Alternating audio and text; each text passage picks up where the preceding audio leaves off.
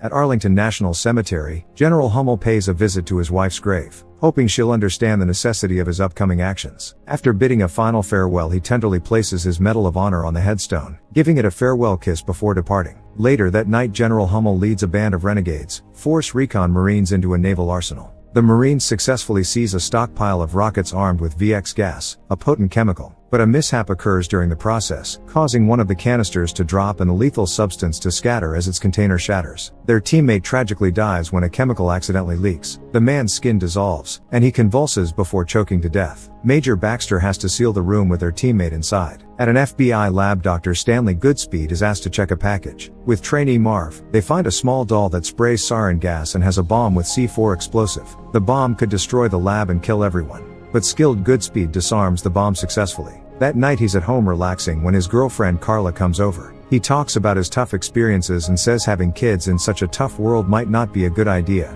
Carla then drops a bombshell. She's pregnant. Despite the surprise, Goodspeed tells her he's happy. Carla makes the second surprise and proposes him to marry. Stunned, Goodspeed agrees. Next day, General Hummel, along with his loyal Marine companions, who have stood by him in his career, takes control of Alcatraz Island. They round up 81 tourists and confine them to prison cells. Afterward, they threaten the FBI and Pentagon by announcing plans to launch VX rockets at the population of San Francisco. They want the government to pay money and compensate the families of Marines who died in secret Marine Force recon missions, known as Black Ops, led by General Hummel. After Carla and Goodspeed make love, he gets a call instructing him to go to San Francisco. Goodspeed reassures her it's likely a training exercise and promises they can get married there. When he arrives, Senior Agent Paxton and Bureau Director Womack welcome him. They give him a rundown of the situation and ask for his advice. Goodspeed consults them. Also, he asks Paxton for a gun since he forgot his own at home. In the meeting, a SEAL commander steps up to volunteer, offering to lead a team to the island to neutralize the threat and rescue the hostages. However, they have to enter Alcatraz without being noticed. They require details about the layout of Alcatraz, so they compel Womack to approach John Mason, a longtime federal prisoner. Mason is the only former inmate of Alcatraz who has successfully escaped. Due to a significant history of animosity between Mason and Womack doesn't want to speak with him.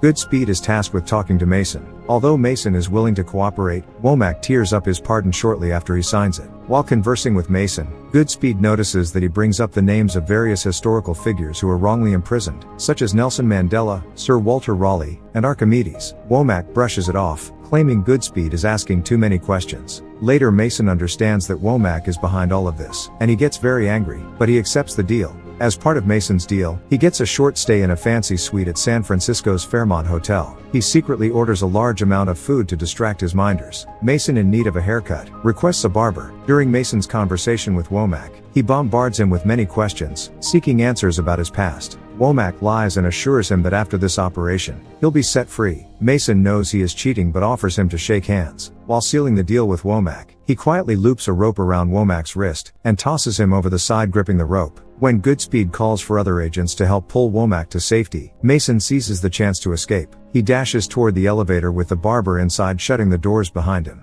Despite the barber's fear for his life, he bravely asks Mason if he likes his haircut. He swipes a Humvee from a hotel guest and speeds wildly through San Francisco, crashing into cars and obstacles to hinder those chasing him. Goodspeed in a sports car follows in pursuit. Eventually, he reaches the Palace of Fine Arts and reunites with his daughter. The two appear to mend their relationship, as his daughter was bitter following her mother's death and Mason's departure. Mason says that he didn't mean to abandon them. Just as things seem to settle, Mason is interrupted by Goodspeed. He informs him they need to rejoin the FBI team. He thanks Goodspeed for keeping the incident from his daughter. In headquarters, Goodspeed discovers that he will join Mason and the incursion team to Alcatraz. Despite his limited combat training and fear of deep water, Paxton reassures him by ensuring Carla's safety through his men. With Mason's guidance, the SEAL team manages to infiltrate Alcatraz successfully, and with minimal detection. While navigating the tunnels of Alcatraz and entering the shower room, Hummel's men detect them through a motion sensor. General Hummel attempts to convince the SEAL commander to lower their weapons, but some of his soldiers grow impatient and start shooting.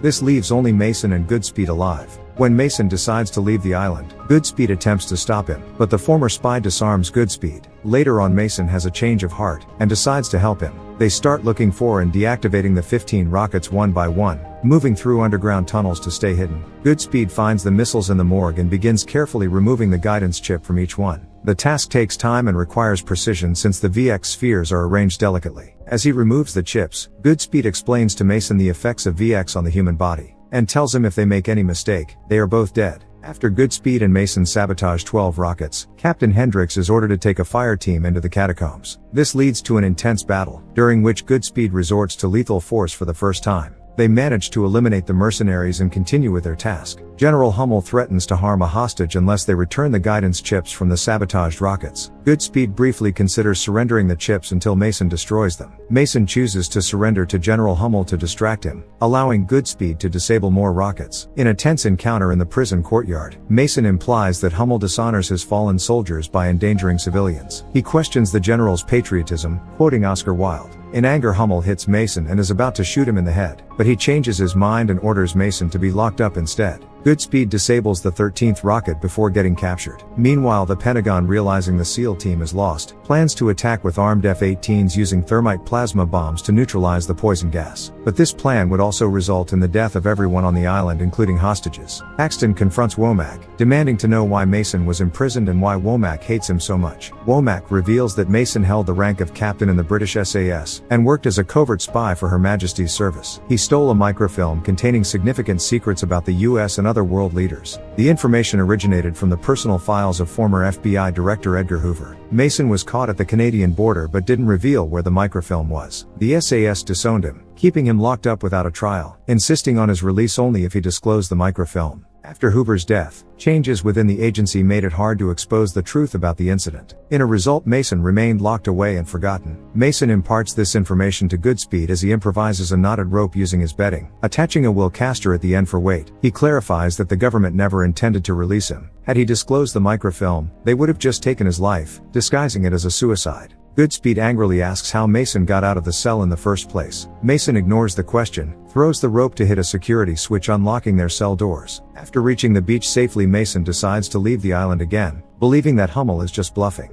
Goodspeed emphasizes that the military needs more than Mason's assumption to call off the airstrike. He is prepared to carry out the mission alone if required. Goodspeed is captured before he can find another rocket, but Mason comes to his rescue. Mason decides to return because he doesn't want to see Goodspeed's child grow up without a father, like what happened to her daughter. The deadline set by General Hummel passes without the ransom being paid, and when more time is requested, Major Baxter insists on taking immediate action. Hummel commands the launch of a rocket targeting a packed stadium at Candlestick Park. Also, Hummel cunningly inputs new coordinates on his computer keyboard, redirecting the rocket to fall into the ocean instead. The mercenaries are enraged, fearing that Washington will perceive them as weak and incompetent, leading to a severe retaliation. General Hummel reveals that the entire operation was a bluff, and the government didn't buy into it. As a professional soldier rather than a murderer, he declares that it's all over. He orders his men to take hostages and leave while he surrenders and takes the blame. The mercenaries reject the order, wanting either their money or the chance to carry out their threats. This leads to a standoff. Mason and Goodspeed arrive just in time to see the resolution. Gunfire breaks out, leading to fatal injuries for both General Hummel and Major Baxter, while Mason shoots at the mutineers, forcing them to disperse. A dying Hummel tells Goodspeed that the last rocket is in the lower lighthouse. Goodspeed heads to the lighthouse while Mason covers him from the rooftops. As Goodspeed disables the last rocket, a soldier corners him with a combat knife. In a conversation with the mercenary, Goodspeed asks if he enjoys the Elton John song Rocket Man. Afterward, Goodspeed launches the unarmed rocket, declaring mercenary as a rocket man. Goodspeed is now dealing with the last set of green VX spheres. One of them falls on the deck, but he catches it before it shatters. A mercenary attacks him, and they chase through the lighthouse. Opting to face the trained soldier, Goodspeed tempts him with the final guidance chip and launches an attack. The jets armed with thermite plasma are getting closer, and time is running out. Unfortunately, the mercenary overpowers Goodspeed and tries to strangle him. Left with no other choice, Goodspeed forces the loose sphere into the captain's mouth. The mercenary dies almost instantly as the VX gas melts his body. Goodspeed gets exposed to the toxin and staggers away. He takes the atropine antidote from his boot and injects himself in the heart. Afterward, he lights 2 green flares to signal that the threat is over. The flares can be seen from the land. A jet pilot releases a bomb, and it explodes at the rear of the island. The bomb misses all the hostages but propels Goodspeed into the bay. Mason returns and pulls the unconscious Goodspeed to the shore. Paxton contacts Goodspeed on the radio and discovers that all the hostages are safe. When Womack inquires about Mason's whereabouts, Goodspeed informs him that Mason is KIA. This diversion gives Mason the opportunity to flee before the FBI arrives. Goodspeed reveals to Mason that Womack destroyed his pardon. Mason proposes that Goodspeed and Carla should have their honeymoon in Kansas. He hands Goodspeed a note that reads front pew. Later, Goodspeed informs Paxton and Womack that Mason was vaporized by the thermite plasma missile. The movie concludes with Goodspeed rushing out of a church in Walton, Kansas. Carla tells him to hurry and get in the car so they can leave. Goodspeed holds a canister with microfilm and asks Carla if she wants to know who really shot JF Kennedy.